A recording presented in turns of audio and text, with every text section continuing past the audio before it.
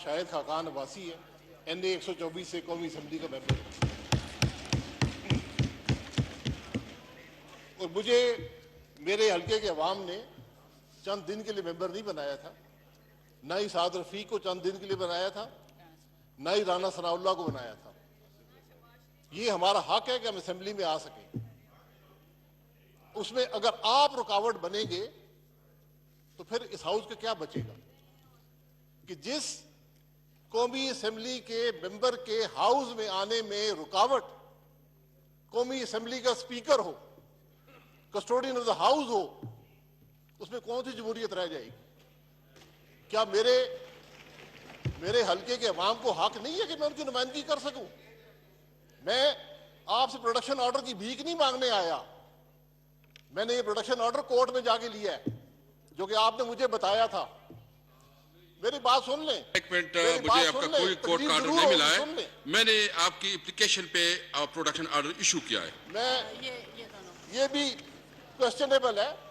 मैंने आपको खत लिखे थे 3। मैं इस डिटेल में नहीं जा, आपने शुरू कर दिया, मैं डिटेल में बता देता हूं।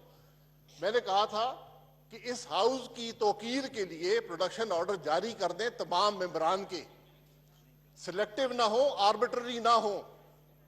जिस दिन आप हाउस का ऑर्डर जारी करते हैं, हाउस के सेशन का प्रोडक्शन ऑर्डर भी जारी हो जाने चाहिए।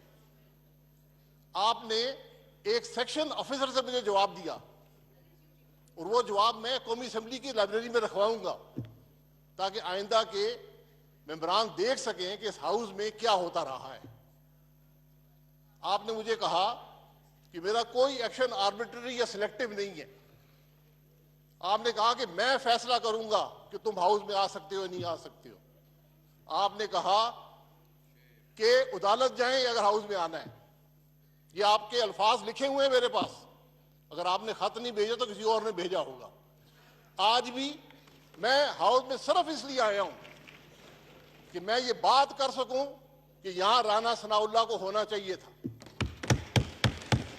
आपके पास कोई इख्तियार नहीं है कि आप हमारी जजमेंट पे बैठे हमें हाउस में ना आने दें।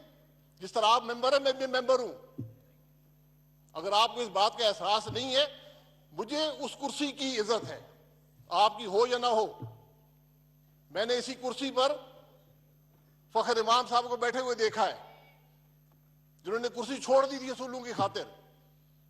मैंने इसी कुर्सी पर मिराज खालिद को देखा है, जो हमेशा असूल पर बात करते थे।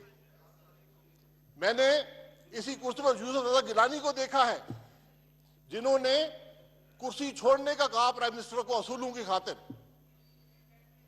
हम तो सिर्फ ये बात कर रहे हैं कि इस हाउस के 5 मेंबरान जेल में हैं। हमने कोई कन्विक्शन नहीं है। आप प्रोडक्शन ऑर्डर जारी कर दें। अगर आपकी तस्दीक, मैंने ये भी लिखा है 3 खतों में कि अगर आपकी तस्दीक होती है मैं हाउस में नहीं आऊंगा, लेकिन प्रोडक्शन ऑर्डर जारी करना आपका काम है। इसकी नफी करना इस हाउस की तस्दीक है, इस हाउस की तौकीर की नफी है, इस जमहूरियत की नफी होती है। इस बात का एहसास आपको होना चाहिए। स्पीकर साहब, आप पे दबाव है, हमें कह दे दबाव हम नहीं आएंगे हाउस में, प्रोडक्शन ऑर्डर जारी करें। मैं आज भी आपसे कहता हूं और मैं जा रहा हूं कि राना सनाउल्लाह के प्रोडक्शन ऑर्डर जारी करें। ये उसका हक है। जिस हल्के के अवाम की वो नुमाइंदगी करता है, उनका हक है। किसी ने आपको हक नहीं दिया कि आप उसकी अवाम की नफी कर सके। क्या आपने डिप्टी स्पीकर के बारे में जो सुप्रीम कोर्ट ने फैसला दिया उसको पढ़ा है? उसमें क्या लिखा हुआ है? उसमें यही लिखा हुआ है कि कोई शख्स भी इसको महरूम नहीं कर सकता अपने हल्के के अवाम की नुमाइंदगी से। आज कौमी असेंबली का स्पीकर महरूम करता है। मेरे प्रोडक्शन ऑर्डर पे 4 तारीख की डेट है। आज 3 बजे जेल वालों ने बताया कि आप प्रोडक्शन ऑर्डर जारी हुए हैं। आप कुछ कर सकते हैं इसके बारे में? आप में हिम्मत है? आप में इख्तियार है? अगर नौकरी करनी है तो नौकरी करें। शाहिद साहब, एक बात बताऊं, ये मेरे एक मिनट, नहीं सुनते हैं। Just hold on please, production hold order Rana Sanaullah के जारी करें। प्लीज आप होल्ड ऑन। मुझे अब्बास साहब ने कहा, आपने मुझे कहा, फोन किया आपने मुझे कि उसका वो नहीं छोड़, मैंने खुद चीफ सेक्रेटरी से फोन करके उसको, यस अदुबर साहब प्लीज जी